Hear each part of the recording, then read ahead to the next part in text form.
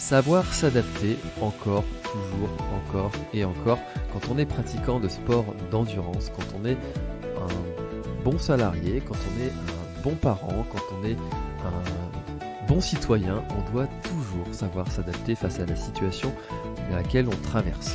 C'est quelque chose qui va revenir assez souvent dans le podcast que vous allez écouter aujourd'hui et qui est un épisode un petit peu particulier parce que j'ai dû m'adapter.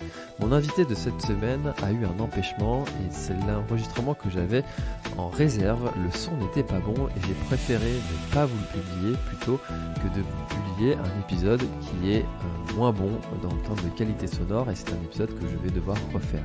Alors pour le coup, c'est moi qui passe du côté de l'interviewé et c'est Marco Pao que j'ai aussi reçu sur le podcast dans l'épisode 207 qui a pris la place de l'intervieweur. Alors Marco il est thérapeute spécialisé dans la gestion du stress et il a voulu m'interroger sur mon passé de pompier de Paris et voir quel était le rapport et tout ce que ça m'avait appris comme apprentissage, tout ce que j'avais vu comme apprentissage et de quoi je me servais de ces apprentissages dans mon présent d'entrepreneur et de sportif. Alors évidemment, on va parler de gestion du stress, on va parler de certaines de mes réactions face à des situations que j'ai pu vivre, on va parler aussi de qu'est-ce que ça m'apporte maintenant. Bref, de plein de sujets ultra passionnants, du moins j'espère que ça va vous passionner. Moi ça m'a vraiment plu de passer de ce côté-là, c'est pas quelque chose que j'ai l'habitude de faire, mais c'était un bel exercice. Merci encore une fois à Marco de m'avoir reçu sur sa chaîne et donc je vous mettrai le lien dans la description si vous voulez voir nos visages pendant qu'on a cette conversation avec Marco. Aussi, je vous rappelle que le podcast L'Instinct Outdoor pour cette année 2023 est sponsorisé par NAC. NAC, c'est la marque de nutrition qui m'accompagne sur toutes mes aventures, tous mes ultras et aussi pendant mes entraînements. Et récemment, j'ai repris donc les sorties longues pour les préparations des ultras à venir de cette année. Et j'ai regoûté, ça faisait longtemps que j'en avais pas pris une, les barres baies et noix. J'adore cette barre, elle a un petit goût fruité, un peu rafraîchissant en bouche qui passe super bien. Que je vous recommande de tester. Alors justement, si vous voulez tester les produits de chez NAC, n'hésitez pas à utiliser le code PLANETTRAIL, je vous mettrai tout ça dans la description, ça va vous faire économiser 15% sur votre commande. Donc, n'hésitez pas à aller sur le site de NAC pour voir tous les produits que vous pouvez commander chez eux, ils font des trucs super. En tout cas, je suis très content d'avoir NAC comme partenaire cette année qui est une marque que j'utilisais avant qu'il soit partenaire, donc c'est toujours très enrichissant pour moi d'aller un petit peu plus loin avec des partenaires dans lesquels je crois et que j'utilise vraiment les services. Voilà. Merci encore une fois à NAC pour leur soutien sur le podcast L'Instinct Outdoor. Bonne écoute à tous, n'hésitez pas à me dire si cet épisode vous a plu, à le partager, aussi je le dis pas assez souvent, je devrais le dire plus souvent, à aller mettre un petit 5 étoiles sur Apple Podcast, à vous abonner aussi pour voir quand les épisodes vont sortir. Et vous pouvez aussi vous inscrire à la liste mail sur planetstrive.com/email. Comme ça, vous recevrez une newsletter de temps en temps avec tout ce que j'ai publié.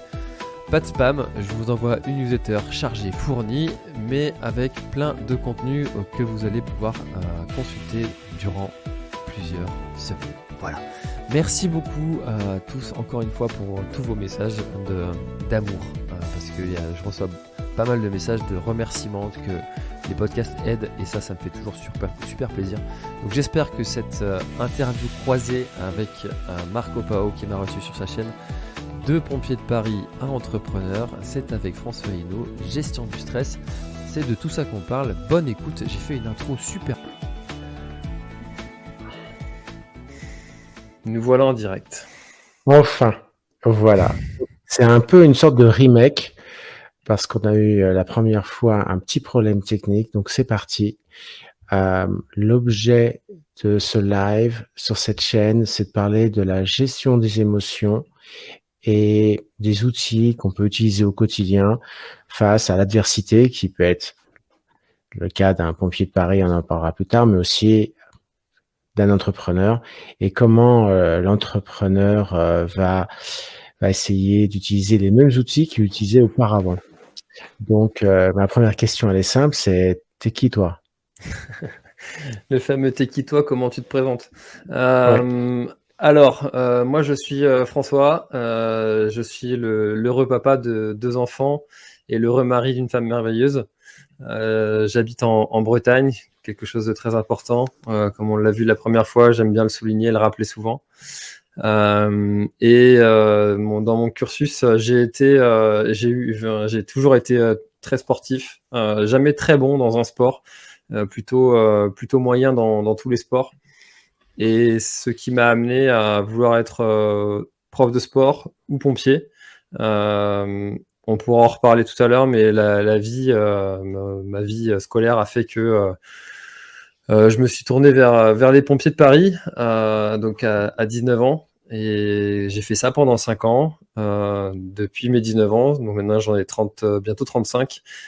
J'ai toujours été pompier. Et maintenant, depuis 1 an et demi, je suis officiellement à mon compte sur la Planète Trail, l'Instant Outdoor et toutes des activités de création de contenu sur les sports outdoor.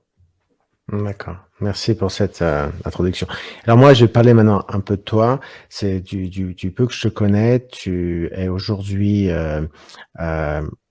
le créateur et le gestionnaire d'un des podcasts francophones les plus populaires sur les sports d'endurance extérieure.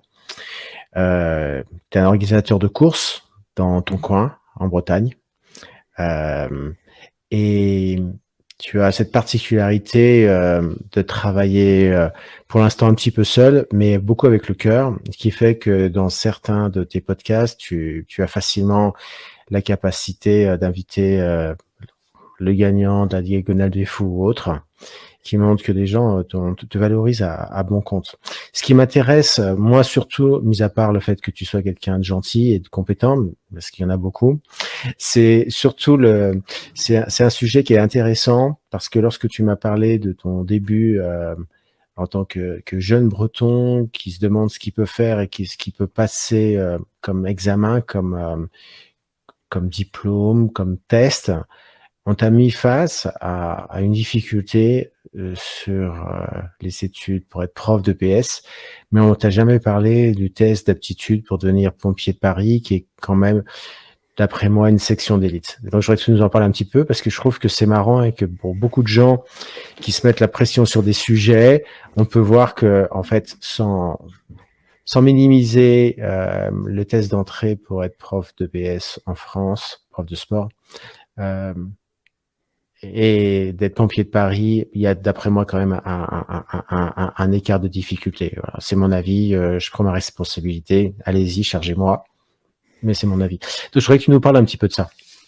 Alors, je pense que les difficultés sont pas les mêmes. Et en ça, c'est difficile de mettre une échelle de difficulté. Alors, le cursus que j'ai eu, c'était un bac S, option sport, donc avec 2 heures de plus de sport par semaine et très accompagné par des profs de sport dans mon entourage. Alors, j'ai vécu le fameux reproche de il y a beaucoup de personnes, de prétendants, finalement très peu d'élus. Alors, c'est quelque chose que quand on te dit ça, on te dit à 16 ans, tu l'entends brut, quoi. Enfin, ça c'était ma façon de l'entendre. Donc tu te dis, ben finalement, qu'est-ce que j'ai de plus pour me démarquer? Qu'est-ce qui fait que moi je vais pouvoir passer et pourquoi les autres ils n'y arrivent pas? En fait, tu te rends compte avec le temps que STAPS, c'est un cursus où il y a beaucoup de personnes qui vont parce qu'ils savent pas trop quoi faire, ils aiment bien le sport. C'est une année qui est plutôt cool, une année de transition. Et puis c'est pour ça que la sélection, elle est si rude à la première année, parce que finalement, il y a beaucoup qui choisissent cette année. Donc, il y a beaucoup de personnes qui m'ont dit, attention, beaucoup de gens y vont, toi tu vas... Enfin voilà, j'avais des notes scolaires qui étaient passables, ça passait, mais c'était pas large. C'est un truc sur lequel on pourrait revenir, mais ça c'est un petit peu aussi un trait de caractère, c'est... très optimiste, ça va le faire. Et finalement, ça le fait bien souvent.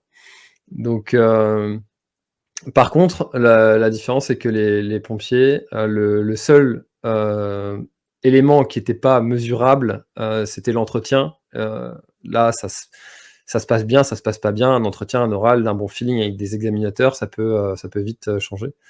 Euh, et le reste, c'était un examen. Donc tu le réussis pas, tu sais ce que tu dois faire, tu sais ce que tu dois apprendre, tu sais ce qu'on attend de toi. Et en fait, personne d'autre de mon entourage n'avait déjà vécu ça, et donc personne n'a pu me dire, il y en a beaucoup qui y vont, pourquoi tu y arriverais, et pourquoi d'autres ont échoué. En fait, personne m'a dit ça. Et j'avais au contraire ma mère qui me disait tout le temps, depuis que je suis gamin, elle me dit, tu es capable de, tu es capable de, donc ça soit bien dans le crâne, tu es capable de. Et après, c'était à moi de compléter la phrase, quoi. Mais vraiment cette motivation, voilà, de se dire tout est possible. Ça, c'est un truc qui avait été dans mon éducation, et pourtant, j'ai pas osé aller faire STAPS parce que j'avais des profs qui, eux, étaient censés être ceux qui savaient vraiment de quoi ils parlaient. Donc voilà pourquoi est-ce que je me suis lancé chez les pompiers et pas prof de sport.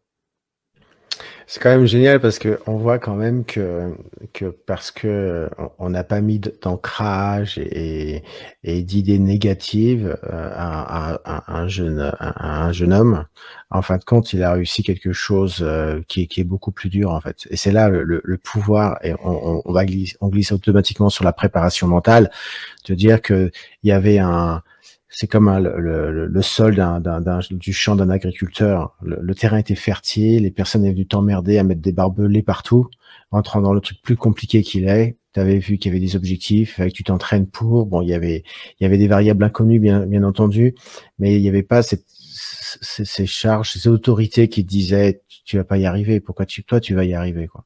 Je trouve ça, c'est une belle histoire. On va glisser il y a cette petite lettre d'un professeur d'Einstein qui avait écrit une lettre à sa mère et qui lui disait qui lui parlait de son fils sur cette lettre. Et bon, Albert, il dit à sa maman, mais qu'est-ce qu'il a écrit? Et sa maman lui dit, bah écoute, il pense que tu es un garçon très très intelligent, à tel point que tu devrais rester à la maison pour faire l'école, parce que en fait tu es tellement intelligent que c'est une perte de temps. Et il s'avérait après, dans ses biographies, on lit qu'en fait, quand le professeur lui disait que c'était un gros nul et qu'il vraiment devait quitter l'école parce que il était pas bon, en fait. Il n'arriverait pas à suivre, ça sert à rien qu'il fasse l'école. Pompier de Paris. Ouais. Pompier de Paris, un des plus jeunes pompiers de Paris à l'époque. Alors, en fait, pompier de Paris, tu peux rentrer de 18 ans à jusqu'à 25 ans. Moi, j'ai toujours voulu faire ça. Enfin voilà, c'était comme j'ai dit tout à l'heure, c'était pompier ou prof de sport. Comme c'était pas prof de sport, juste après le bac, je suis parti chez les pompiers. Donc, je venais tout juste d'avoir 19 ans, parce que à cette époque-là, le cursus il était assez long d'entrée, parce qu'il y avait beaucoup de monde qui voulait y aller, et puis du coup, il y avait, quand tu rentrais dans les critères, et ben après, tu étais mis sur une liste d'attente. Donc, je suis rentré, j'avais 19 ans depuis 15 jours. Et j'ai été très jeune, enfin le plus jeune de ma caserne pendant très longtemps. Donc, tu débarques de Bretagne, de chez papa-maman, tu atterris à Paris, dans un milieu très masculin, très viril, où tu vas côtoyer aussi d'autres pompiers qui viennent d'ailleurs, d'autres coins de France, qui toi te sont presque inconnus. On te parle de régions, tu les connais pas. Enfin voilà, c'était vraiment un milieu où j'ai débarqué, et où rester, ça a été très compliqué, parce que pour te donner une idée, et ça j'adore me souvenir de ce gars-là. Quand on est parti de Brest avec pour engager, je suis parti avec deux autres gars, et il y en a un, il est parti au bout de 3 jours, juste après s'être fait couper les cheveux. Donc il s'est fait, en fait, il y a un rituel, c'est t'arrives et puis en fait t'es encore en civil, mais on te rase, enfin voilà, et tout un petit circuit comme ça qu'ils te font faire.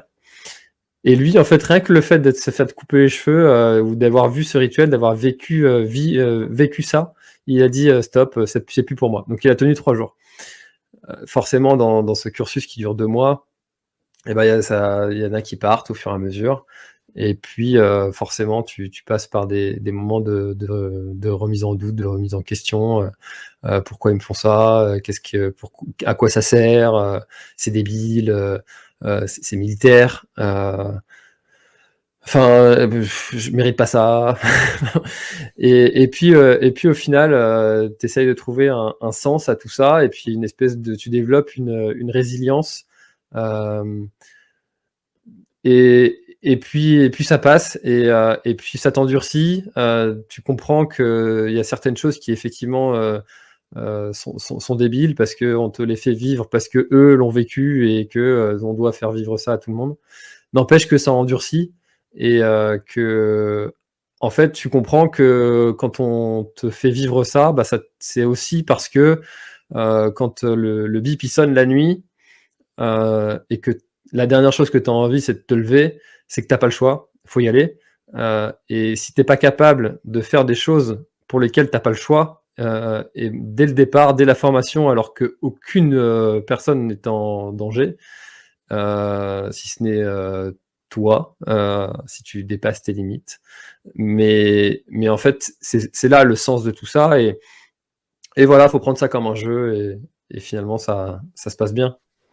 Donc, en fin de compte, tu es en train de nous dire que l'endurcissement qui peut paraître stupide au premier abord est juste une situation où constamment on te bouscule, on te met dans un déséquilibre auquel tu dois t'habituer, parce que lorsque tu passes à l'engagement réel, automatiquement, tu vas reconnaître ces situations où tu sais plus où tu es, t'as pas tes billes, etc. C'est ça? Exactement. Et ça, pour illustrer ça, j'ai une anecdote qui est pour le coup assez négative pour moi, parce que c'est un stage que j'ai échoué. Quand on est pompier, on a le choix de faire plusieurs spécialités. Il y a des spécialités de recherche avec les animaux, enfin l'équipe cynophile. Tu as des recherches d'exploration profonde, de grimpe, les plongeurs. Et moi, je voulais faire plongeur. J'avais jamais plongé de ma vie. Et pourtant, j'avais la prétention de me dire je peux être plongeur chez les pompiers de Paris. Encore une fois, en fait, il y a des tests. Je me suis préparé pour aller faire ces tests-là. Dans les tests, il n'y a pas la plongée. Donc, je me suis entraîné pour ça. Finalement, bah, j'ai été pris, et j'étais le seul à commencer le stage qui n'avait jamais plongé de sa vie. Et donc, on était 12 à commencer ce stage-là. On était 6 à le terminer. Il y en a 5 qui l'ont eu. Le 6e, c'est moi. Et en fait, si j'ai pas eu le stage, c'est parce que on avait un exercice qui était de nuit, où on a nous réveillé en fait à 1h du mat, et on est parti dans un port. Il y avait 4 ateliers avec différentes missions que les plongeurs peuvent avoir. Et une de ces missions-là, c'est la recherche d'un objet, un objet suspect. Donc on te dit voilà, il y a un objet, faut que tu ailles le chercher. Alors faut s'imaginer, on est au mois de novembre, il fait froid. T'es en thé de nuit. Moi, c'était cet atelier-là, c'était le 4e. Donc j'avais déjà 3 ateliers avant, donc ça fait un moment que t'es dans l'eau. Et en fait, t'as déjà tes copains qui sont passés avant et qui ont remué en fait la vase qui est au fond du port. Et donc tu ne vois rien, parce qu'en plus il fait nuit, mais là ta lampe elle te sert à rien parce que t'as la vase. Et donc on te pousse comme ça à bout, en te disant l'objet il est dans cette zone, faut que tu le trouves. Et ma bouteille arrivait à la fin, j'en pouvais vraiment plus, fatigue après à plusieurs semaines de formation. Et je me souviens encore de cette scène où ce formateur me dit tu changes ta bouteille, tu y retournes. Et là, c'était la goutte de trop en fait, et j'ai pris le bloc de plongée et je lui ai balancé sur les pieds. J'avais craqué, j'étais foutu. Voilà, c'était la fin. Parce que ça se comprend en fait quand là, et c'est juste un objet, une bombe fictive, et tu peux remonter instantanément si t'arrives à un problème. On n'était pas très profond. Alors oui, il fait nuit, oui, il fait froid, oui, t'es fatigué, mais n'empêche que si tu as, on va prendre un cas extrême, une maman qui est sur le bord de la Seine et qui a son bébé qui est tombé dans l'eau, qui fait nuit, qui fait froid, que t'es fatigué, tu dois être capable de garder ton calme et de ne pas subir la pression de cette maman qui va te mettre la pression. Et Et ça, c'est quelque chose qui a été ultra formateur pour moi dans ma vie, en fait, de tous les jours. Cette formation, ça a été les 2 mois les plus durs de ma vie. Mais malgré tout, ça a été un enseignement sans pareil pour tout ce qui est de la gestion de la vie, en fait. Parce que tu te rends compte que tu peux faire plein de choses, en fait, et que tout est en toi, et que, en fait, il y a beaucoup de choses qui dépendent de soi et de sa façon d'interpréter et de gérer les situations. J'adore quand tu parles comme ça. Je n'ai plus rien à dire. Alors, le premier principe, c'est quand, bon, tu connais ce grand physiologiste qui est aussi un trailer qui parle du principe de la chasse d'eau, et je pense que tu l'as vécu. C'est qu'à un moment donné, on a un cylindre où dedans, le liquide, c'est un peu comme de l'énergie, et puis quand il est vide, on peut plus, en fait. Sur le moment, comment tu l'as vécu? Sur le moment, j'étais très en colère. Donc quand je suis parti, je suis Colère contre qui? Quoi? contre le formateur. Je trouvais ça injuste, en fait, de me faire retourner. Enfin, pour moi, c'était bon, quoi. Ça faisait peut-être 2 heures qu'on était dans l'eau. Enfin, ça faisait plusieurs semaines. Enfin, on vivait des trucs. Quand on y repense, on partait le matin plonger, on mettait les plongées à sécher dans un bâcher. Il faisait tellement froid que la combi est gelée et on devait la remettre l'après-midi. Bien sûr. Parler de ça à 21h au chaud, c'est très facile, mais le noir, le froid, l'eau, la fatigue, ça retourne la tête. Ça fait partie des exercices types qu'on peut avoir à l'armée. 2 ans après, ou 3 ans après, comment tu as analysé cette situation? En fait, il y a beaucoup de choses que, comme là, en fait, que j'explique avec assez de facilité maintenant, mais où c'était de l'incompréhension, de se dire mais à quoi ça sert, pourquoi ils font ça, enfin, il n'y a pas besoin, un peu de l'injustice, en fait, de se dire j'ai pas mérité ça, c'est bon. T'avais quel âge à l'époque? À cette époque-là, j'avais 23 ans. En plus, à cet âge-là, tu as l'impression d'être le plus fort du monde, d'être un héros, de tout savoir. Quand tu as 35 ans et que tu regardes des gens de 23 ans, maintenant, tu te dis « Ah ouais, j'étais quand même sacrément prétentieux. » Et puis, j'imagine que quand on a 50 et que tu regardes des gens de 35, c'est encore pire. Et en fait, plusieurs années après, je me dis que ces 2 mois de formation où ça a été vraiment une mise sous pression qui était très, très, très, très intense, j'en bénéficie encore des bienfaits, en fait, parce que mon cerveau, je sais pas si tu feras peut-être mieux calé que moi pour dire ça, mais mon cerveau a la capacité de se souvenir que du positif et d'oublier énormément de choses qui ont été négatives, ou du moins de les retourner et pour en faire des choses positives.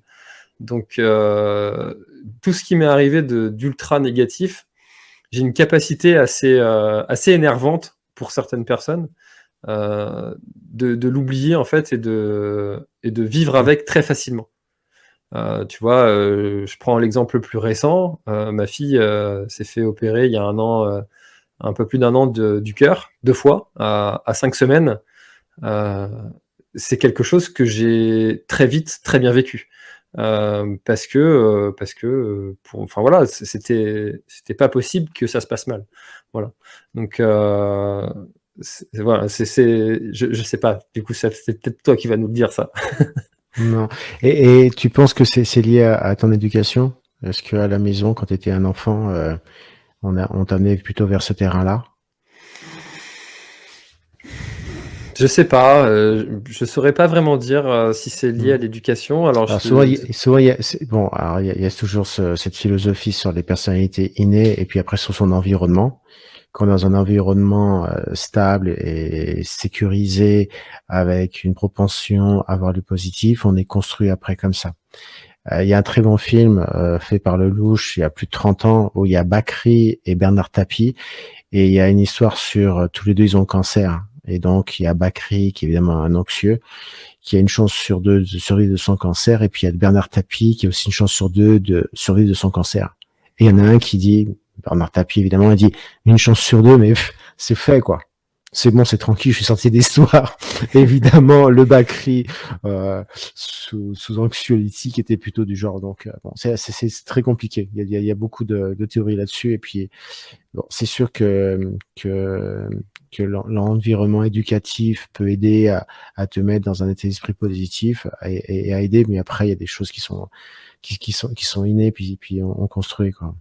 Je pense qu'il y a une partie d'éducation parce que j'ai une histoire que ma mère m'a racontée il y a pas longtemps où on était parti en vacances en Corse. On avait fait le tour de la Corse en itinérant dans plusieurs campings.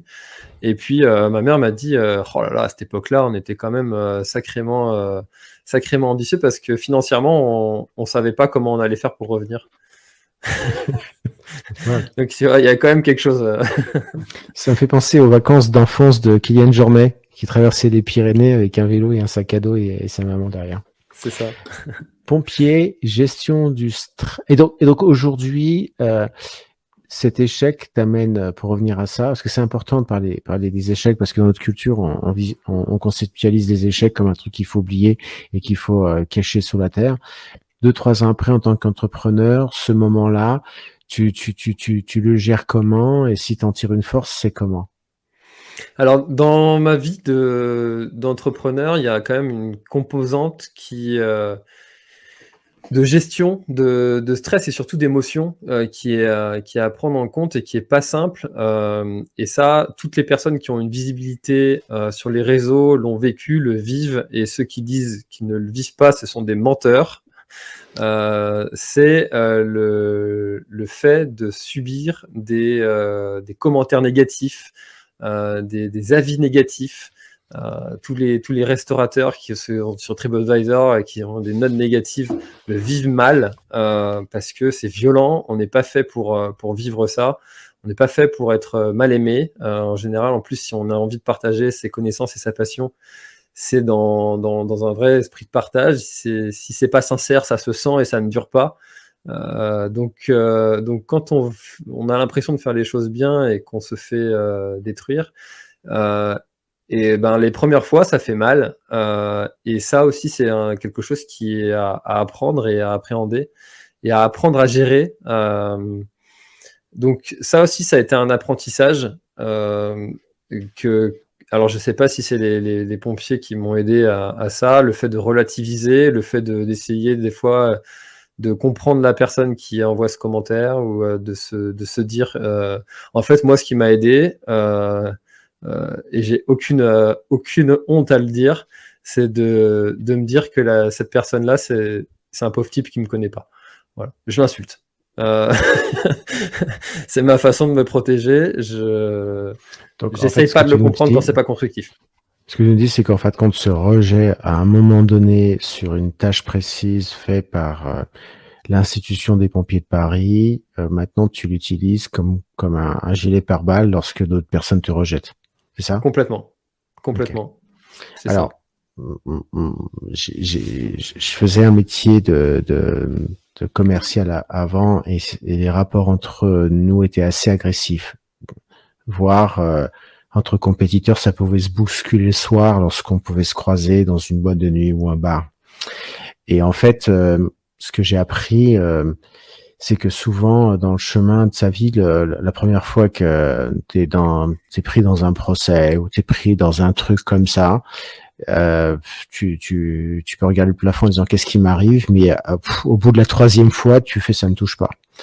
Par rapport au réseau, ce que moi aussi je peux un petit peu toucher, maintenant j'ai pas ton envergure. Donc évidemment, il est connu que au bout d'un certain nombre de vues, quel que soit le réseau, automatiquement tu réveilles des gars qui bouffent des chips et qui passent leur temps sur des forums Facebook. En fait, compte moi, ça me touche pas aujourd'hui parce que je vais éviter d'être vulgaire, mais voilà, on se doute. Je n'aurais rien à faire, mais vraiment rien à faire. Et Et en fin de compte, il y a peut-être au départ une démarche, quand on est plus jeune, naïve par rapport à tout ça. Mais il y a un dicton qui dit la caravane passe et les chiens aboient. Et quand on regarde toute personne qui réussit, ne serait-ce que dans une boîte, qui devient un chef d'équipe, c'est dans la nature humaine de pas aimer que quelqu'un dépasse l'autre, surtout dans certaines cultures latines. Je vais m'arrêter là. Où tu sais, il y a cette histoire du gars qui vend des vers de terre pour la pêche dans des boîtes de conserve, et il a une boîte de verre de terre anglais, et il y a un capuchon dessus. Et à côté, il y a une boîte de conserve avec des vers de terre français. Il n'y a pas un capuchon dessus. Je répète cette histoire, hein, ne m'attaquez pas. Et en fin de compte, le gars il rentre, il dit mais pourquoi sur la boîte de verre de terre français, il n'y a pas de capuchon dessus? Il dit, vous inquiétez pas, quand il y en a un qui a 2 doigts de dépasser les autres vont redescendre en bas. Voilà.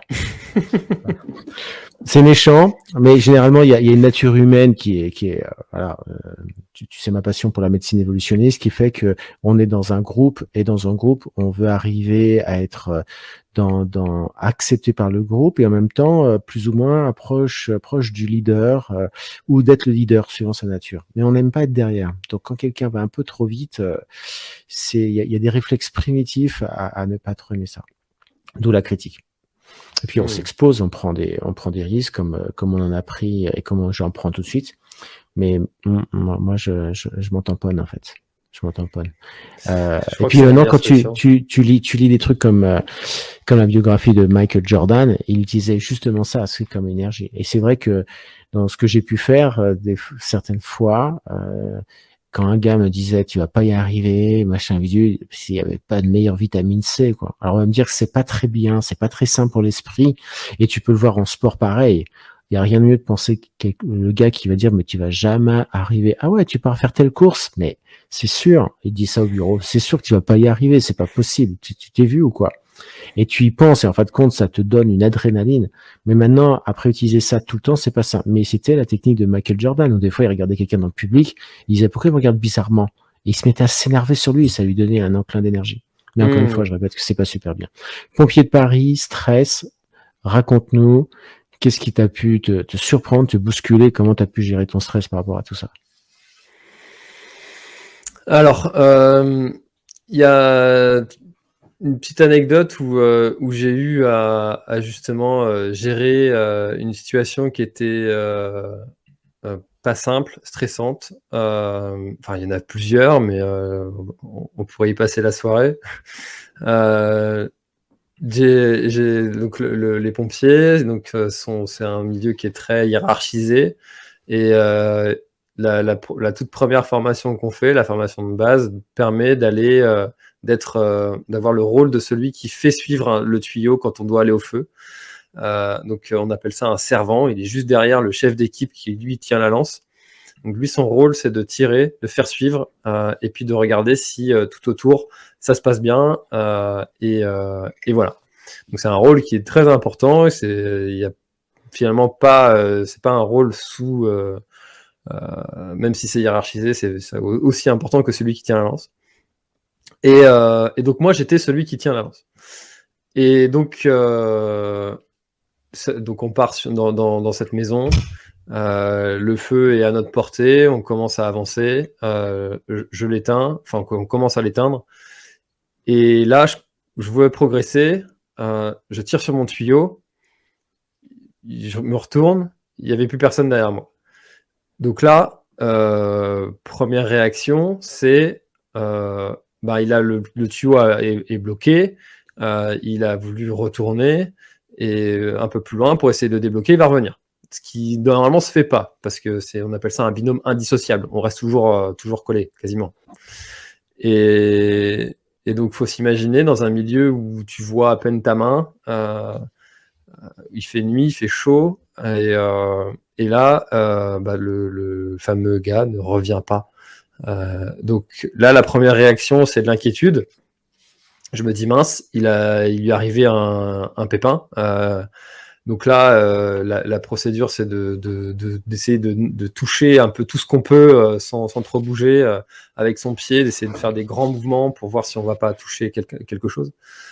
Et donc là, je ne touche rien, et donc je décide de ressortir parce que je suis tout seul, et s'il m'arrive quelque chose à moi, et bah, du coup, personne ne peut venir me chercher.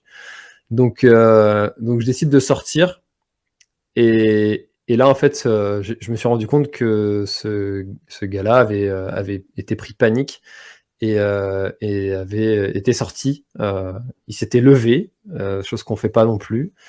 Un comportement complètement irrationnel, en fait. Il s'était levé, il était parti parce qu'il avait eu peur. Donc là, la première chose qui vient, bah, c'est t'as pas le droit de m'abandonner, quoi. C'est pas juste. Tu m'as laissé tout seul, quoi. C'est un peu d'énervement quand même. Et puis au final, ben, il y a de la compréhension, et ça, c'est quelque chose que maintenant, moi, j'explique à tous les jeunes qui arrivent et avec qui j'ai l'occasion d'échanger, même si je suis pas formateur. Je leur dis, je les préviens que quand on n'a pas vécu une situation, on ne sait pas comment on va réagir à cette situation.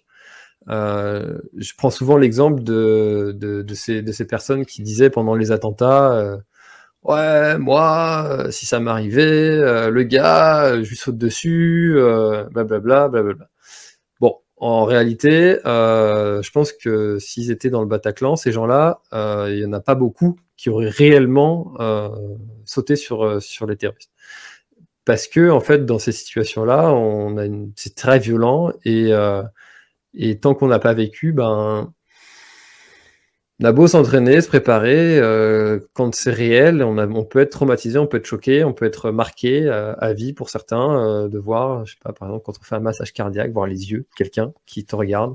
Ça peut être marquant, ça peut être choquant, ça peut être... et ça, tant que tu l'as pas vécu, tu peux très bien mal le vivre. Personnellement, moi, j'ai toujours vécu en fait une intervention comme une bulle.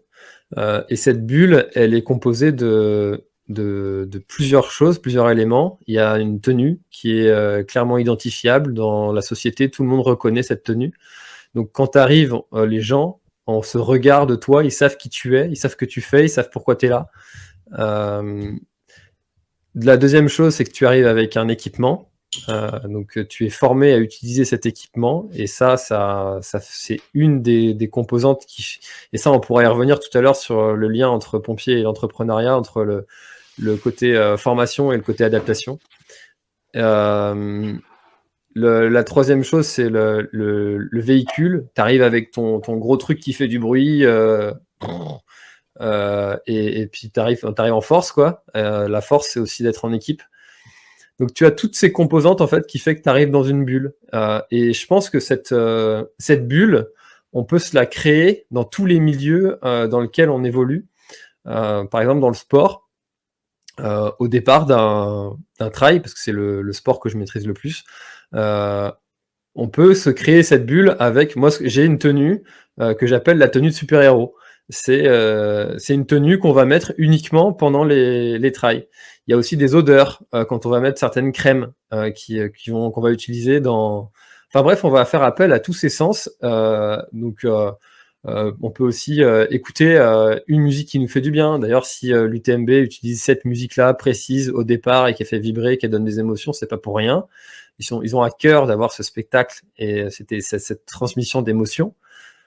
Voilà, et on peut se composer cette bulle-là avec plein d'éléments, plein de choses qui vont en fait limiter le stress qu'on peut avoir du départ, comme le départ d'un trail, ou d'une réunion en fait importante, d'un rendez-vous important où on va aller aussi négocier quelque chose. Ben, peut-être qu'on peut avoir aussi cette chemise qui nous donne confiance. Ces chaussures qui je sais pas, qui nous rappellent un bon souvenir, notre mariage par exemple. Voilà, des éléments sur lesquels on peut se raccrocher comme ça et qui vont nous donner un peu un boost de confiance. Et ça, je pense que c'est quelque chose qui est transposable dans plein de domaines. Alors, je vais évidemment pas te lâcher sur le fait de comment on peut recycler cet ensemble de compétences en tant qu'entrepreneur, parce que je travaille avec pas mal d'entrepreneurs qui se lancent et qui essayent des choses. Mais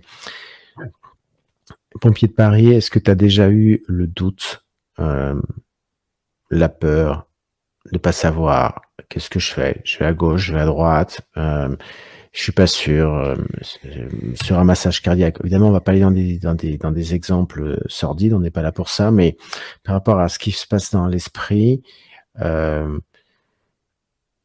que tu nous parles de bulles? C'est très beau, mais il n'y a jamais eu le doute et la peur? Tout le temps. Tu évolues avec, surtout sur les interventions qui sont les plus traumatisantes, les plus importantes.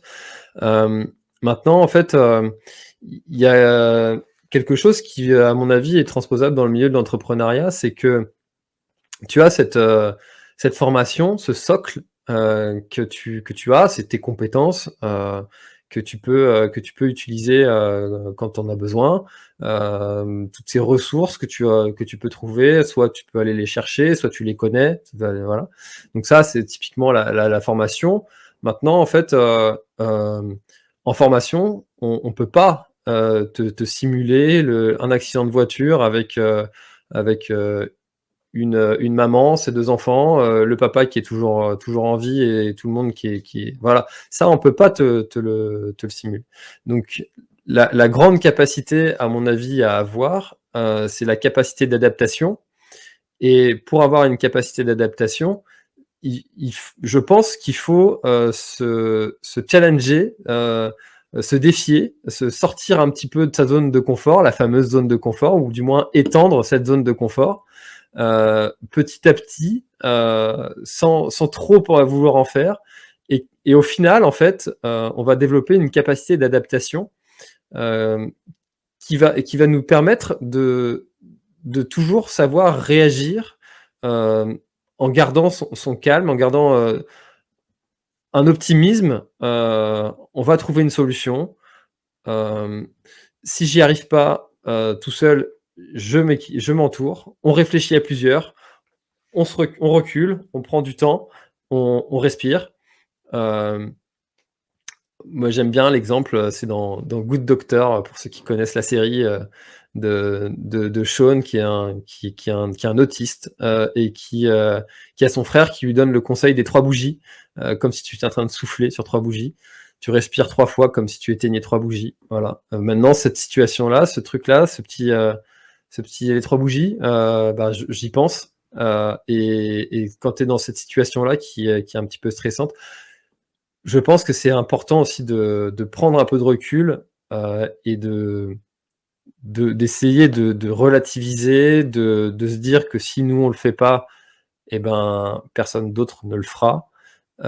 Et ça, à mon avis, ça donne un petit, enfin moi, du moins, ça me donne des ailes. D'accord. Alors, moi, de mon côté, je milite, je suis contre l'expression de la zone de confort. Parce que Je t'ai vu réagir.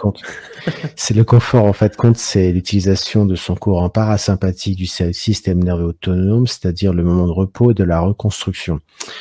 Et en fait, je vais te poser la question. Est-ce que, en fait, parce qu'en fin de compte, sortir de sa zone de confort, ça veut pour moi absolument rien dire, et c'est une expression qu'on utilise tous les jours maintenant, comme il faut mettre le paquet, etc. Ça veut rien dire, et en termes de motivation, je pense que c'est niveau 0. C'est mon point de vue. Et si j'ai des commentaires là-dessus, je m'en tamponne. Le fait est que, est-ce que le métier n'est pas d'arriver à dompter ces sentiments de doute et de peur qu'on ne veut absolument pas au quotidien. Le matin, quand on se lève, on ne veut pas avoir du doute et de la peur. D'accord? Et en fait, quand on est aguerri de manière musclée par les supérieurs quand on arrive, comme tu l'expliquais au tout début, est-ce que ça fait pas partie de cette chose d'être constamment, on va dire, bousculé, où on peut plus utiliser ses acquis? tu es qui toi, j'ai du telle note, je fais tant en 100 mètres, je nage telle vitesse, on s'en moque complètement. Je vais te bousculer et t'as plus aucun acquis, on va te casser ton ego et tu vas te bousculer. Et est-ce qu'en fin de compte, est-ce que t'es pas en train d'une certaine manière de parler de ça? Alors tu vas me dire peut-être que j'utilise d'autres mots pour dire la même chose, mais en fin de compte, c'est d'arriver à jongler dans une situation où tu es un trapéziste sans filet et à force, tu domestiques un petit peu la bête de dire OK, j'ai le cœur qui bat à 30 battements par minute supérieur à la normale. J'ai peut-être les doigts qui tremblent un petit peu, mais je vais tenir la barre, quoi. Alors, c'est pour ça que j'ai modifié un petit peu quand j'ai dit sortir de la zone de confort, j'ai dit l'étendre. Parce que pour moi, on a les limites qu'on croit avoir. Je trouve que c'est quand même intéressant c'est pour ça que je précisais se challenger, se défier, de se dire ce soir, je sais pas, je vais faire cette sortie juste autour de chez moi de nuit, alors que j'ai peur. Voilà. C'est quelque chose qui pour certaines personnes est très compliqué. Voilà. Donc, mais pourtant de se forcer en fait à aller le faire. Et ça, en fait, le jour où tu as une situation qui est pour le coup choquante et où beaucoup de gens sont vraiment en panique, et ben en fait, le fait d'avoir fait ces petites choses répétées au quotidien, et c'est là où tu dis que justement le fait de t'avoir bousculé et en même temps, alors ça développe, à mon avis, un esprit un peu de folie, où à mon avis, c'est important d'avoir cette folie, cette espèce de panache, de se dire on y va, et en même temps, ce côté formation très strict, très rigoureux.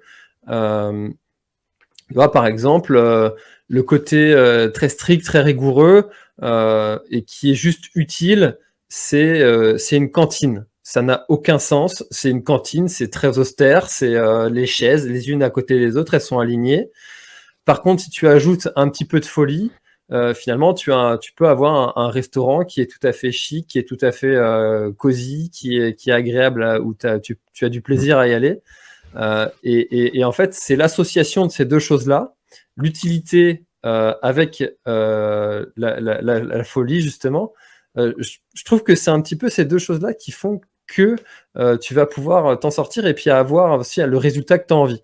Donc, dans mon exemple de l'entrepreneuriat, d'avoir toutes les compétences, donc avec les formations, et en même temps d'être sorti, d'avoir fait des petites choses qui nous font peur au quotidien, va nous permettre de gérer justement les gros sujets plus facilement que certaines personnes. D'accord. Alors, c'est intéressant parce que là, tu baignais un peu dans le David Goggins j'essaie de me bousculer à tout moment sur n'importe quoi, courir en t-shirt, etc. et presque de muscler un muscle qui n'existe pas, mais qui est celui justement de sortir de mes acquis et de faire ce que je pense ne pas être capable de faire. Et à force, je pense que tu développes dans ton cerveau cette capacité à revoir ta calibration du risque que tu prends en disant oh là non, il pleut, je sors pas. Et c'est un petit peu ce qui se passe aujourd'hui quand tu parles avec des gens qui sont sédentaires ou autres, il pleut, on sort pas, d'accord. Alors qu'il y a 100 ans, c'était inconcevable. Les mômes, ils jouaient dans la boue et ils jouaient ils jouaient sous la pluie en fait. Et j'ai eu cette expérience-là quand je me suis mis à essayer de courir les premières fois dans la nuit en forêt, mais j'étais complètement déconnecté de mon environnement en fait. Je me retournais, j'avais des craintes, etc. Et c'est passé assez rapidement. Après, ce que je ressens, c'est que l'histoire de la folie, certains en psychologie vont appeler ça le flow. C'est quand tu transformes une force qui te pousse et qui te transcende à arriver à la performance. Maintenant, parlons aujourd'hui entrepreneur. Depuis tout à l'heure, tu en parles un petit peu, mais je voudrais plus.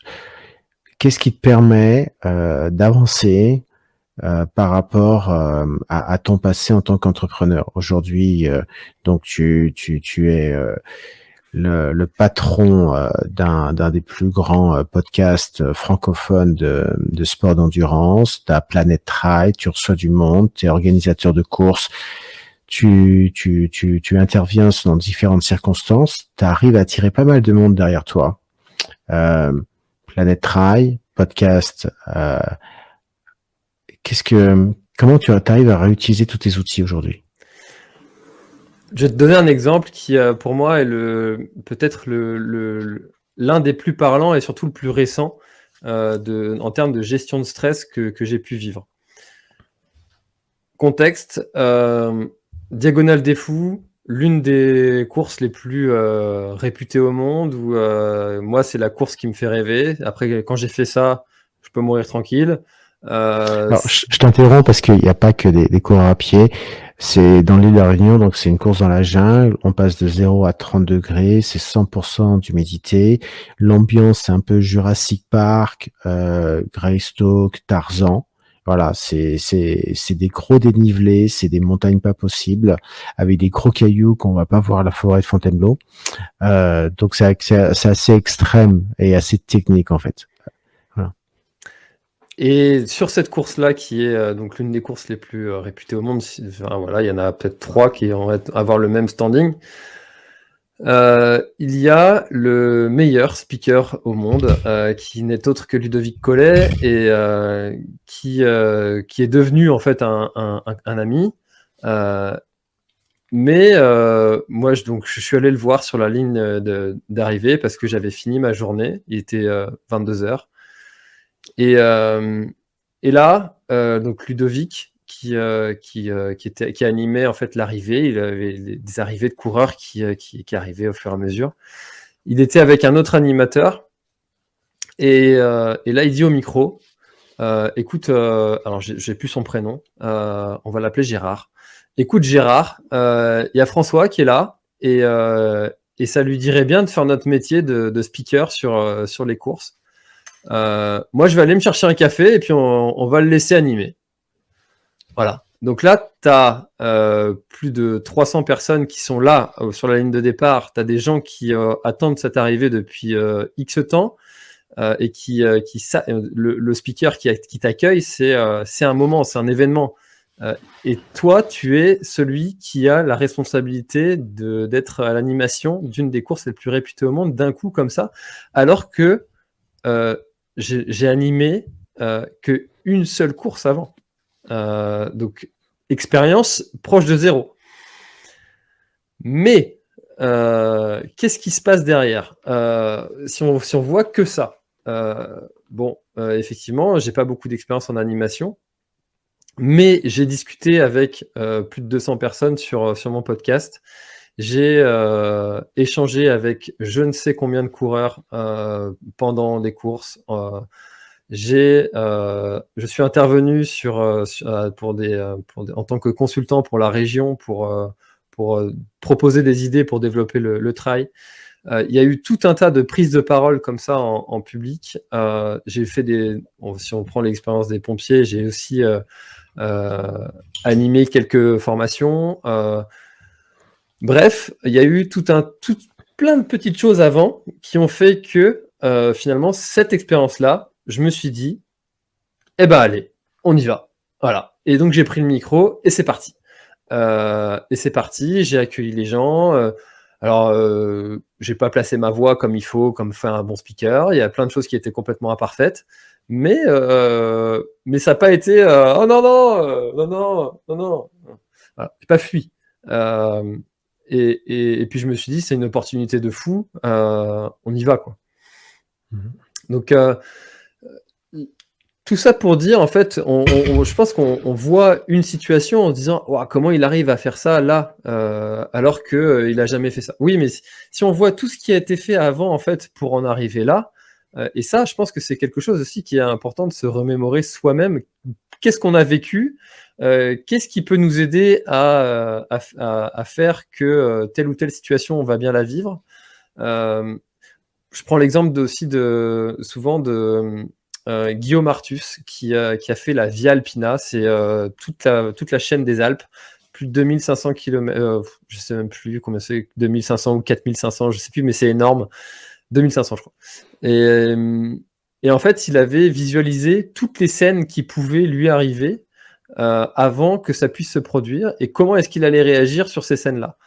Je pense que c'est des fois, c'est pas simple à faire quand on doit le faire seul, mais de se dire quels sont, de quoi je peux m'aider, d'où je viens, quelles sont les forces que j'ai en moi, qu'est-ce que j'ai fait d'autre avant, et en fait après ça vient instantanément, en fait ça vient instinctivement.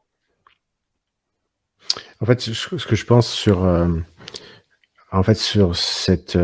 sur ce personnage Xavier Alpina, pour employer de bons termes, à mon avis, c'est mon point de vue, il conceptualisait différentes situations et il mettait en place des protocoles. Je me casse une jambe, j'ai une hypothermie, j'ai plus d'eau, qu'est-ce que je fais? Il se faisait des checklists et en fin de compte, il faisait ce que fait un militaire ou un pompier, c'est que il faisait lui-même ses protocoles en disant dans telle situation, c'est 1, 2, 3, 4, 1, 2, 3, 4 et ne soit pas émotif. Voilà ce qui se passe. Et ce qui aide beaucoup, parce que dans des courses extrêmes, comme la Diagonale des Fous ou autres, à un moment donné, il faut que tu arrives à conceptualiser des situations en disant ça va piquer, ça peut être difficile, et qu'est-ce que je vais faire? Si on a une démarche à dire j'aime pas trop quand ça pique, quand je suis fatigué, et quand j'aime pas, et j'espère que j'aurai pas trop mal, on sait très bien que ça ne marchera pas. Par contre, je pense, pour l'avoir fait comme amateur, en disant écoute, ce jour-là ça va piquer dur, et tu l'acceptes, et quand ça arrive, en fait ça passe tout seul parce que tu l'avais déjà conceptualisé. C'est intéressant parce qu'en fait, compte, ce que tu montres par rapport à ton exemple, et c'est vrai que tenir le micro dans une course où il y a beaucoup de monde, et c'est sûr que pour les gens qui connaissent pas, ils se disent c'est pas simple en fait, parce que évidemment à la première erreur sur ta concordance des temps, on te loupe pas, etc. Ça se passe comme ça. Il faut du courage. Et ce qui est marrant, c'est que dans ce live, en fait, quand tu expliques que c'est en te mettant dans ces situations difficiles, nouvelles, qu'on ne peut pas complètement conceptualiser, et que c'est presque un sport en soi, de se dire tiens, je me bouscule, je vais courir en t-shirt, je vais courir en pleine nuit, je me mets à faire truc de pompier de Paris, etc. Que à la force, tu as développé en toi une aptitude à aller dans un truc qu'on peut pas complètement conceptualiser en fait. Et c'est assez intéressant. Et par contre, intéressant. Oui. Et par contre, cette fougue, parce que moi j'appelle ça de la fougue aussi, ça c'est quelque chose qui dans mon parcours d'entrepreneur, j'ai eu du mal à la canaliser. C'est le fameux syndrome de l'objet qui brille. C'est t'as une idée, tu la trouves tout de suite géniale, rien ne t'arrête, t'y vas. Voilà. Exemple, je l'ai juste à côté de moi, donc je vais le prendre. Ça. Alors c'est un peu flou. C'est un gobelet. Ouais. Voilà. C'est un gobelet. Je m'étais dit sur les trails, moi je trouve que les gobelets ils sont pas terribles. Exact. Et ben je vais le faire. Je vais faire mon gobelet. Voilà. D'accord. Je vais faire mon gobelet. Je vais le développer. J'y connais rien en conception de produit. J'ai jamais développé un produit. Et ben comment je peux faire? Qui peut m'aider? Je suis fan de ces idées, et des exemples comme il faut savoir que Apple, quand ils ont sorti leur premier clavier, le clavier il était en bois, ils en avaient rien à foutre en fait, ils faisaient le truc. FedEx, quand le gars il avait eu C à son MBA, quand il avait lancé sa boîte FedEx, son prof lui disait mais c'est nul, je te mets C, et il l'a fait, et je crois qu'ils avaient lancé 110 colis le premier jour. Je crois que la plupart, ils étaient perdus. Ils ont retrouvé que 10 colis après une semaine, quoi. Tu vois, c'est là où, à un moment donné, t'as le fait, genre, je me jette de l'avion, puis quelque part, il y aura un parachute. Bon, après, il faut arriver à rationaliser tout ça. Et c'est pour ça qu'aussi, que quand t'es mono-entrepreneur, c'est bien d'être avec quelqu'un qui est un peu plus comptable pour arriver à ne pas aller dans le mur. Mais c'est vrai que si tu regardes dans l'histoire, les gens qui avaient tout fait de manière extrêmement comptable, en disant prends pas de risques, etc., on n'aurait pas fait grand-chose dans l'histoire de l'homme sur bien des niveaux, en fait. Et c'est vrai que le sujet du gobelet, Moi, je prends des trucs, des liquides de jus d'orange que tu peux couper et que tu as à la paille et que tu découpes en deux pour arriver à avoir quelque chose parce que c'est ridicule. Et puis la grande marque qui te fait un tout petit gobelet à 40 balles, moi j'exagère. Mais non, merci. Pas loin. Non, merci. Ouais, non, merci. Mais c'est vrai que tu as des trucs comme ça qui sont intéressants. Et c'est en fin de compte, c'est un arbitrage entre la raison et le calcul et le business plan et la prise de risque. Et en fin de compte, il faut avoir un cerveau qui arrive à faire l'arbitrage, prise de risque et je vais pas n'importe où, quoi, parce que s'il y a des gens qui s'empalent, en fait. Ouais, bien sûr, c'est sûr que. Est-ce que tu t'empales, toi? Ah bah quotidiennement. Là, tu vois, en ce moment, je suis en train de développer. Mais en fait, ça, j'ai appris à quand même un petit peu le maîtriser parce que dans le côté entrepreneur où il y avait toujours un lien quand même avec le sport outdoor, mais on sort complètement du sujet qui est le mien, qui est inciter les gens à faire du sport, à se bouger, à quitter leur sédentarité, favoriser le sport. En fait, on revient un petit peu à cette envie de prof de sport que les gens fassent ça en santé. Ben, quand tu développes un gobelet pour les trailers, bah, tu es toujours dans le milieu du trail, mais est-ce que tu favorises le sport par la santé par le sport? Non. Donc, ce que j'ai fait, c'est que je continue, ce que je fais, parce que c'est quelque chose qui est en cours, je continue à avoir des projets qui sont challengeants, qui vont me sortir un petit peu et ça devrait, si j'arrive à financer ces projets-là, de sortir plutôt de façon assez proche. Je me challenge aussi en recevant d'autres types de personnes, mais en restant en fait sur ce sujet. Du challenge, mais un petit peu de rationalité en recentrant sur le sujet qui est le mien, quoi. Tu vois, l'autre exemple que j'ai en tête, c'est quand j'ai développé la Finisher. C'était une bière. Je fais ma bière, j'adore ça. J'adore brasser, ça me détend. C'est mon petit loisir. Tu regardes ton truc bouillir, t'as l'impression d'être un petit peu un chimiste là. Ça fait des bulles, t'es content. Et en fait, je me suis dit, bah, le trailer, il aime la bière. Allez, on va développer une avec une brasserie. Et là encore, c'est pareil. Je connaissais rien en fait à la revente de n'importe quel type de produit. J'ai fait. J'ai résolu les étapes une après les autres. Et au final, ça marchait très bien. Sauf que je me suis rendu compte que je m'étais complètement éloigné de mon sujet et j'ai arrêté. Mais voilà, c'est une belle expérience et j'en aurai d'autres comme ça. C'est vrai que c'est un réel débat. Être entrepreneur par rapport à être salarié, c'est la liberté de faire différentes choses. Et quand tu regardes des gens qui parlent beaucoup d'entrepreneuriat, comme Osama en France ou Gary Vee aux États-Unis, et ils le disent, mais t'es pas obligé de faire qu'un seul truc, quoi. Et c'est vrai que à la fois, il faut pas se disperser, se perdre, mais en même temps, pourquoi pas faire deux trucs ou trois trucs en même temps? Mais à chaque fois, c'est où tu vas. Est-ce que tu as la capacité d'embaucher des gars qui vont après faire le boulot autour pour développer le truc, etc. C'est ça. Et le Grand Raid du Finistère en est aussi l'exemple parfait. J'avais jamais organisé une course. La course que j'organise, c'est un ultra trail sans balisage, sans ravitaillement. Pour lancer une course avec 50 personnes qui partent dans la nature comme ça, faut avoir quand même une espèce de dose de folie parce que tous les organisateurs te diront si t'es pas optimiste, si tu penses à tout ce qui peut se passer, t'organises rien. Parce que ça s'appelle comment? De quoi, pardon? Cette course, ça s'appelle comment? Le Grand Raid du Finistère. C'est quand? Le 15 et 16 septembre 2023. Et il y a un site internet pour ça? GrandRaidDuFinistère.bzh.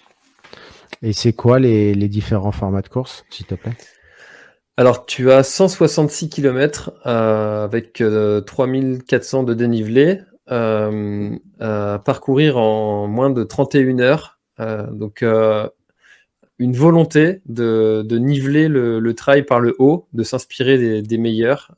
C'est totalement volontaire. Beaucoup vont me dire que la barrière est trop serrée, mais c'est volontaire.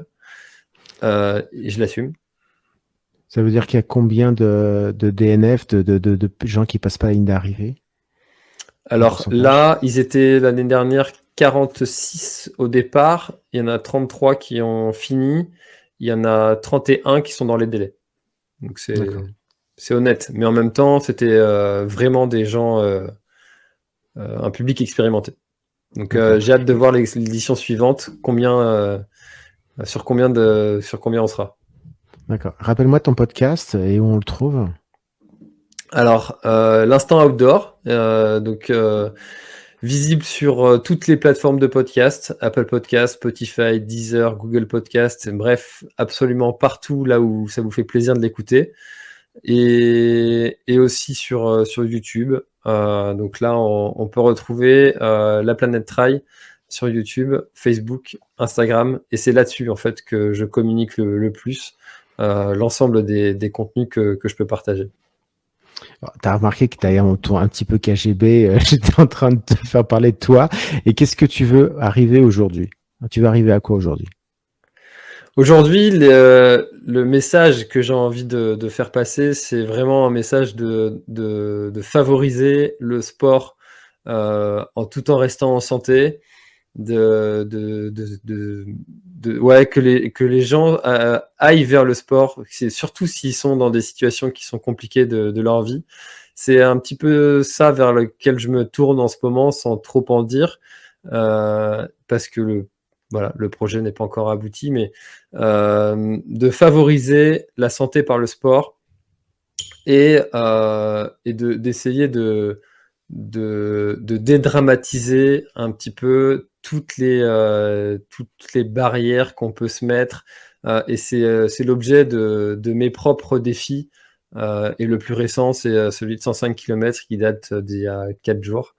105 km sur le sentier côtier. Et de se dire, allez, on y va. Tout est possible. Faut juste s'entraîner et le faire intelligemment. Donc ça, c'est vraiment l'une des missions. Et puis forcément, l'une des choses les plus compliquées avec le podcast, c'est de le faire connaître. Et c'est pour ça, la meilleure recommandation, c'est le bouche à oreille. Et voilà. Alors, moi, mon avis sur le sport, et surtout le sport amateur que j'adore, c'est que c'est une parabole de la vie, en fait. Et quand on parle de sport, qu'on soit trailer, alpiniste, véliplanchiste ou tennis, après, on peut l'appliquer, qu'on soit étudiant, musicien, cadre ou entrepreneur. Les situations sont les mêmes. Et pour parler d'ultra trail que j'affectionne particulièrement, pour moi, c'est la parabole d'une vie, un début, une fin. On veut arrêter 100 fois, on en a marre. On parle d'injustice, un ravitaillement, on est dégoûté, on se trompe de chemin, il faut revenir, on s'énerve contre soi-même, on réfléchit en même temps à des choses auxquelles on n'a pas le temps de réfléchir, etc. Et puis on arrive à la ligne d'arrivée, alors que on a voulu abandonner 1000 fois. C'est intéressant de suivre en fait la planète Trail sur Instagram, parce que François, il parle avec beaucoup de naturel en fait. Et comme il est seul à ce jour, bon, ça sera bientôt une multinationale de 150 personnes, mais jusqu'à ce jour, on profite de sa fraîcheur et de sa sincérité, où il prend son téléphone ou sa caméra, il le retourne et dit voilà, il est 3 heures du matin, je suis en pleine ligne de réunion, je suis parti faire solo un 60 km en pleine brousse, sachant que 60 km tout seul en pleine jungle, pour moi, ça équivaut facilement à 120 km, en fait, parce que on a quand même des ravitaillements tous les 13 km, c'est sécurisé, vous voyez. Quand d'un coup, vous vous demandez où vous êtes en pleine jungle, où il y a des falaises, etc., et c'est pas sécurisé, c'est pas la même histoire quand même. C'est vraiment pas la même histoire. Et il parle tranquillement et avec son petit air très humble, il fait son histoire et puis il vous fait des vidéos comme ça à gauche à droite en story et c'est assez agréable. Donc son compte sur Instagram, c'est La Planète Trail. Et on va regarder un peu de plus près son trail du Finistère. J'ai posé la question habituelle que pose François Hinault à la fin de ses podcasts, c'est est-ce qu'on a oublié de parler quelque chose dont tu voudrais parler, François Hinault? Alors la question c'est, est-ce qu'il y a quelque chose dont... pardon, excuse-moi. Ne voulons pas à César ce qui appartient à César. Ah, c'est vrai que c'est un de mes rituels, ça. Non mais c'est très bien parce que ça permet de récupérer quelque chose. Ouais, bien sûr. Je l'avais pas préparé celle-là. Alors, en attendant que tu réfléchisses, si vous voulez juste tester un petit peu le podcast, moi, il y en a un que j'affectionne particulièrement, c'est au niveau du pied avec la podologie pour les trailers, et c'est le podcast numéro... Ouais, alors là, j'ai pas révisé. Là, c'est pareil, ça doit être dans les 190. C'est avec... C'est quoi le prénom du podologue? Oh là là, tu me poses une colle là. D'accord. Le deuxième, c'est le 144, qui est un Oui. peu la référence. Voilà. Donc, si vous voulez vous dire en vite fait, parce que peut-être que vous tombez à chaque fois quand on est un podcasteur, on en fait un, tu as quand même un gros volume. Donc, d'une semaine à l'autre, on peut pas tomber sur son meilleur ami à chaque fois par rapport au genre, au style, au sujet. Mais moi, je pense au 144. Et pour ceux qui sont vraiment passionnés de course à pied et qui se posent des questions, souvent avec le marathon des sables que j'affectionne aussi, je pense à ce podologue qui avait donné beaucoup de petits secrets. Mais en tout cas, le 144 est une bonne base. Olivier Garcin, voilà. Olivier Garcin, très épisode, bon. Épisode 202. 202, très bon Olivier Garcin. Et puis le 144 qui est une bonne introduction, voilà. Alors je suis désolé Olivier si tu nous regardes, quand je suis fatigué, je suis incapable de sortir les noms de qui que ce soit. Tu vas devoir le réinviter pour savoir comment on doit gérer ses pieds dans le froid et en hiver. Ah, bah j'ai un sujet avec un podologue de la clinique du coureur bientôt, donc d'accord. Voilà, je demanderai. Et je suis très impatient sur un prochain qui est un skipper, c'est ça? Sur le sommeil. Oui, alors... Parce que je pense qu'ils sont c'est les maîtres de la gestion du sommeil et qu'on soit cadre ou entrepreneur ou coureur à pied ou cycliste ou papa ou maman, à un moment donné, on devient fou quand on dort pas assez. Et comment font les pros qui traversent l'Atlantique par rapport à ça? C'est un épisode qui malheureusement j'ai pas pu l'enregistrer pour des raisons de logistique, mais ça se fera, ça se fera, c'est juste repoussé. D'accord. Voilà. Cool. Là, il est en train de faire la route du Rhum, donc c'est gênant. C'est le Wi-Fi passe pas super bien et puis il y a autre chose à faire, quoi. Malgré ton envergure, il y a certaines limites quand même. C'est ça, exactement. Ouais, écoute, François. Alors, tu me disais, est-ce qu'il y a quelque chose dont on n'a pas parlé et que j'aurais aimé parler? J'ai envie de rappeler comme la Bretagne est une très belle terre sportive et culturelle, avec toutes ces choses à faire. On pense souvent, justement, comme on vient de dire, à la mer, mais il y a aussi la terre, avec beaucoup de belles choses à découvrir à l'intérieur. Des gens qui sont passionnants et qui sont fiers de ce qu'ils font. Et la plus belle preuve de ça, c'est que quand on va à La Réunion, on voit plus de drapeaux bretons que de drapeaux réunionnais. D'accord. C'est vrai qu'il y a un gros lobby breton sur la course et faut pas s'amuser à les critiquer parce que sinon on se fait bousculer. Ok, François, voilà. Merci de ton temps. Et puis, avec plaisir, merci à toi. Merci d'avoir écouté cet épisode jusqu'au bout. Si vous êtes encore là, c'est que l'épisode vous a très probablement plu ou que vous n'avez pas le choix. Vous ne pouviez plus mettre pause, vous ne pouviez plus mettre suivant. Mais en tout cas, ça fait super plaisir que vous soyez arrivés jusque-là. Merci beaucoup pour votre fidélité. N'hésitez pas à aller utiliser le code PlanèteTrail chez NAC pour avoir 15% d'économie sur les produits de nutrition qui, moi, m'accompagnent sur l'ensemble de mes aventures de trail, ultra trail. Voilà, très bonne journée, soirée, nuit, bref, à bientôt dans un prochain épisode sur l'Instinct Outdoor. C'était François, bye bye.